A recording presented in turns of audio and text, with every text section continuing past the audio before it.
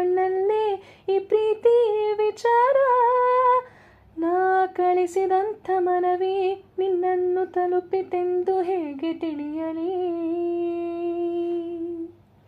ನಿನ್ನಿಂದ ಬರುವ ಒಂದು ಉತ್ತರಕ್ಕೆ ನಾನು ಎಷ್ಟು ಕಾಯಲಿ?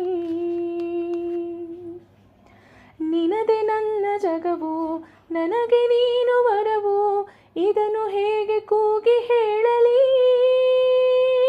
ನಿನ್ನದೇ ಆಲಾಪ ಈಗಲೂ ಹೇಳುತ್ತಿಹುದು ಮನದಲ್ಲಿ. ಸ್ವಪ್ನವೇ ಸಾಕಾರದ ಹಾಗೆ ನೀನಿರಲು ಜೊತೆಯಲಿ.